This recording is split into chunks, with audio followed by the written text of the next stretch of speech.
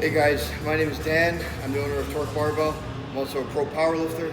Today we're going to talk about traps and a couple different exercises for how you can build your traps both in height and in thickness, and the reason for training them and how it's going to carry over to your squat, your bench, and primarily your deadlift.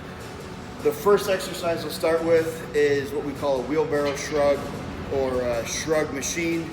I like this one because your hands are at your sides and it allows you to use a lot of weight and a bit of body momentum, so you can really start to load up the machine and experience a heavy weight, which again is going to carry over to your deadlift, and specific your lockout. So you're going to face the machine. I don't like to do them seated because in the deadlift you're standing, you're not sitting down.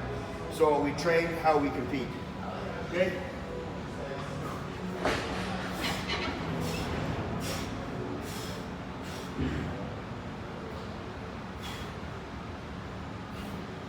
So if you notice, I'm keeping my shoulders back and I'm pulling my shoulders up to my ears. I'm not going in front and allowing myself to collapse. I'm pulling back while maintaining tightness through my lats. Next exercise, we're going to go on to barbell shrugs. These ones are going to have even more carryover to your deadlift because the bar is in front of you. Again, when you're competing in powerlifting, always train how you compete. So when you're locking out a deadlift, you're here. That last bit, if you got weak traps, you're going to have a hard time locking out. If you got a strong upper back, you're going to lock it out strong and finish the rep.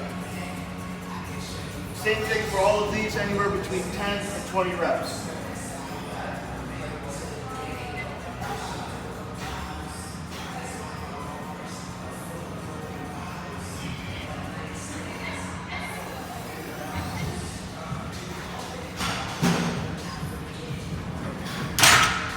Now with this, because the weight is light, I did a double overhand grip. If I was really loading it up, I would do one under, one over, which is going to have even more carryover to a deadlift. The next exercise, and there's two variations for this one. You can either do them in front or behind. You can watch our other video for a demonstration of how to do it behind. For the sake of this video and carrying over for deadlift again, we're going to do it in front. Similar to a barbell shrug, but you can load up even more weight.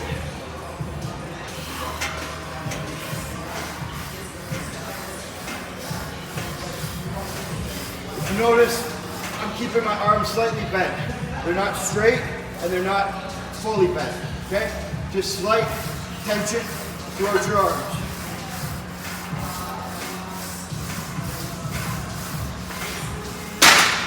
Okay? The last exercise we're going to do is a dumbbell shrug. These are great for improving grip strength as well. With a barbell or a Smith machine or the shrug machine, the bar is kind of set in your hands. If you got a weak grip, you're going to want to do dumbbell shrugs a lot.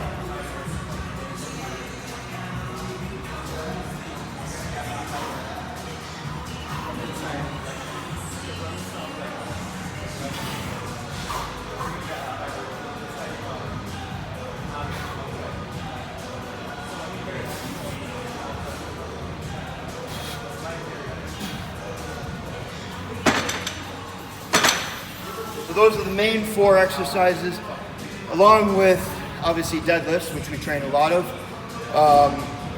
You can break those exercises up on their own, so you can do 4 sets of 10 or 4 sets of 15. You can do 5 sets of 10.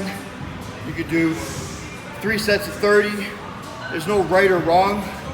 If you're trying to increase your deadlift, you're going to want to go heavy. So maybe you're doing 8 to 10 sets of 5 to 8 reps rather than less sets and more reps. That would typically be if you're trying to grow size, kind of like hypertrophy or more bodybuilding.